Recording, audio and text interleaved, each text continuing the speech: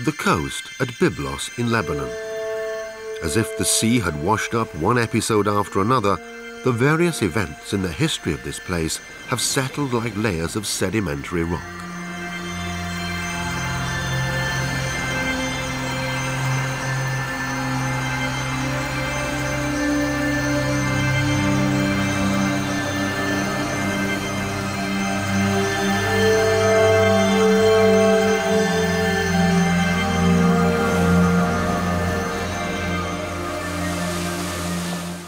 A day's march from Byblos, at the source of the river Adonis near Afka in the Lebanon Mountains, the life of the young god Adonis came to an end.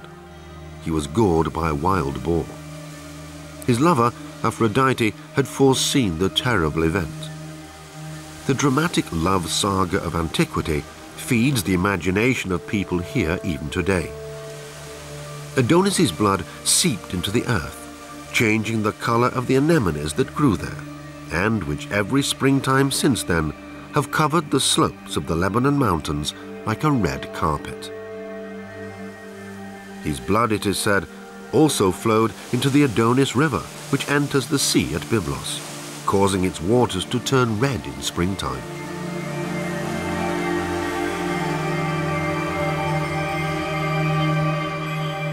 Ever since, the people who live near the source and the mouth of the Adonis River have commemorated the tragic fate of Adonis in celebrations and rituals, and have thus made Byblos the sacred home of Adonis and of love.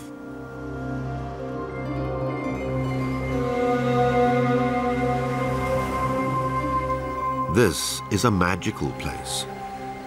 The small harbor is a gift of nature, which has been used ever since the Stone Age, and has hardly changed in all that time. The harbour, in fact, has been a gateway to the world and a base for the trade which has flourished in this region, down the ages and under many civilizations. Conditions between the coast and the nearby Lebanon Mountains, with their fertile slopes and peaks more than 3,000 meters high, are ideal for human settlement. Indeed, Byblos has been inhabited continuously for more than 7,000 years, making it one of the oldest towns in the world.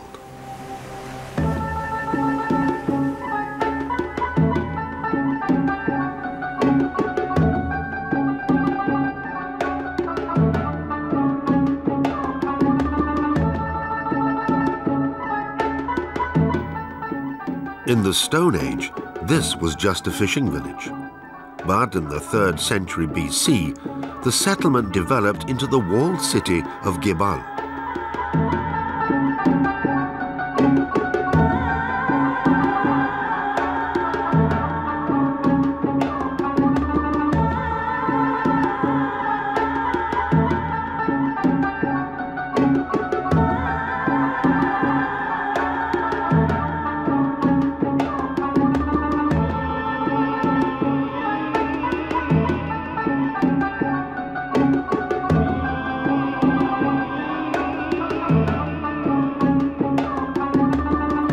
It was the pharaohs of Egypt who introduced a new culture into the small town by the Mediterranean.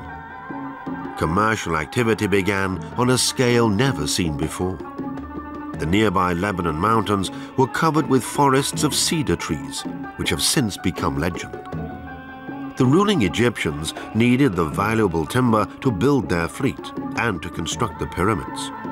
They paid with Nubian gold, with precious materials, and with papyrus. Gebál became famous and developed into the richest city of the day. Besides cedar wood, Byblos exported the resin used for embalming Egyptian mummies, and also precious gold jewelry. He traded with Cyprus, Crete, Anatolia, and the Hittites. In its importance during its golden era, the city could only be compared today with New York, London, or Paris.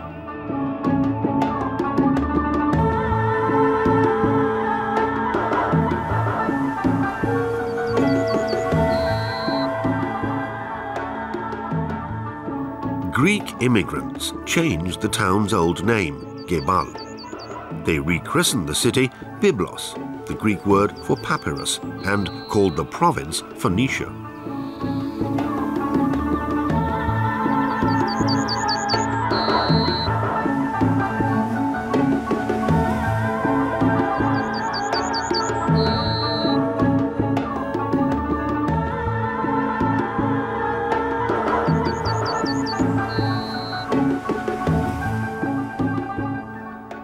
Papyrus and commercial activity formed the basis for the creation of the first alphabet with 22 letters.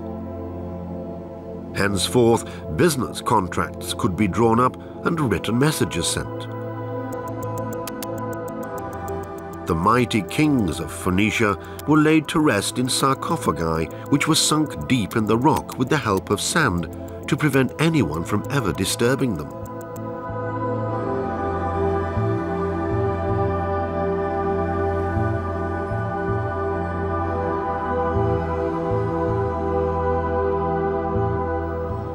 The sarcophagus of King Hiram, one of 9 Phoenician monarchs who ruled over Byblos, bears the first new characters. They form the basis of all alphabets in use today. Around 1300 BC, Byblos became the birthplace of writing. The inscription on King Hiram's sarcophagus warns that anyone who touches the tomb or destroys Byblos will lose his power and live in strife.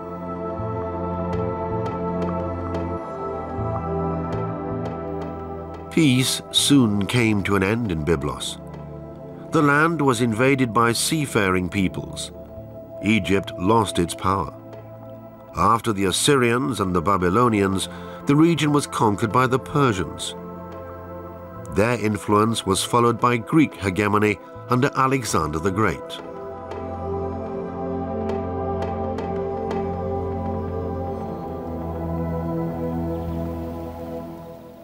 Finally, in 63 BC, Pompey the Great invaded the region and imposed a completely new order on Byblos. The city was redesigned several times. Now a Roman town, it was adorned by splendid colonnades. Its Roman rulers thought highly of Byblos, not because of its strategic harbor though, but because of its spiritual importance. In classical times, the cult of Adonis was widespread. In Byblos, it symbolized a place that represented the triumph of life over death, and that held a magical attraction for the Romans. Byblos consolidated its reputation as a mystical site.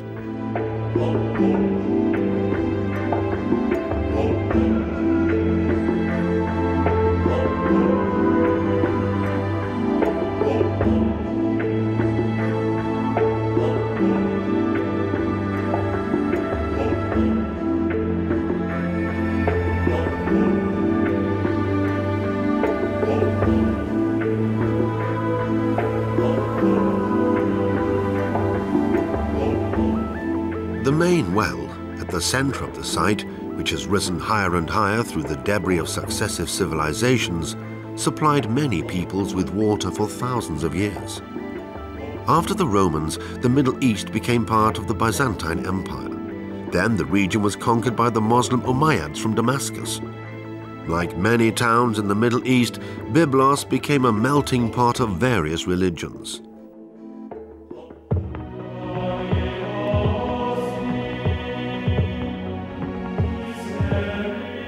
This is illustrated by the massive castle built by Frankish crusaders.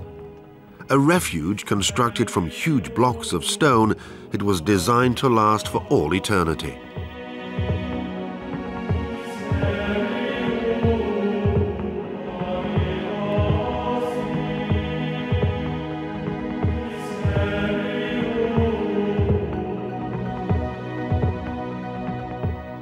Many of the stones from the ruins of former civilizations were used again. No matter where you look, there are virtually no traces left of Egyptian influences, Phoenician power, Roman splendor, or the culture of the seafaring peoples.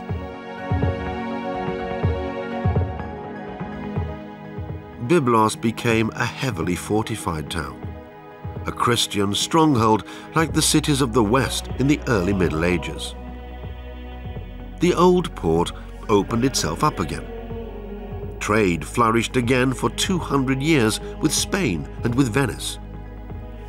But the people barricaded themselves against Muslim influences and attacks from the hinterland.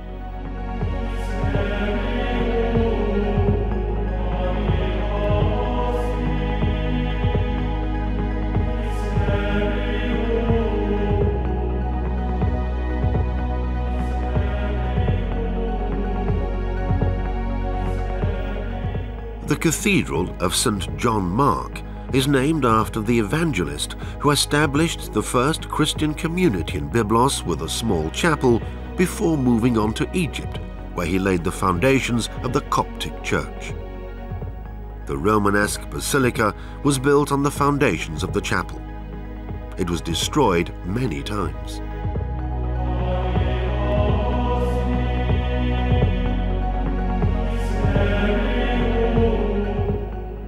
Byblos remained a place of contrasts, power struggles, and religious conflicts.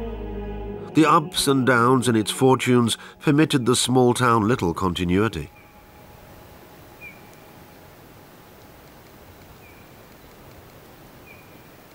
The perspective changed with every cultural invasion.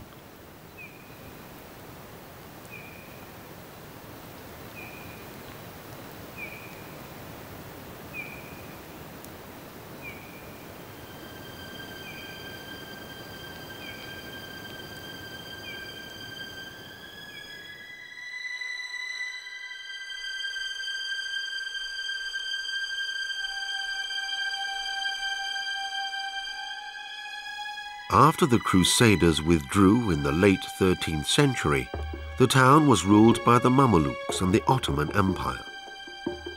They left Byblos, known today as Gebál from the ancient Gebál, with a vibrant souk, which today extends over the former Roman and Christian sites. Byblos, a bazaar of cultures. After the Crusaders and the Ottomans, no further cultural conquest took place. World history was played out on other stages, and Byblos sank into oblivion. Glittering reminders of 7,000 continuous years of urban history. The city between Basilica and Souk, Mohammed and John Mark has remained a religious interface. And the metropolis of the second millennium BC is once again a fishing village on the eastern edge of the Mediterranean at the foot of the Lebanon Mountains.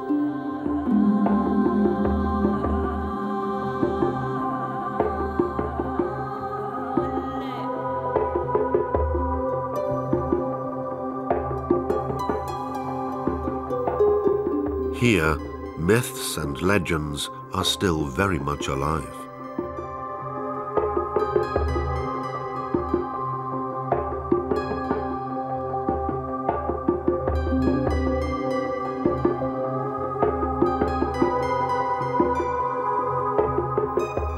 The Temple of Obelisks, a sanctuary dating back to the 19th century BC, was once guarded by an army of bronze warriors.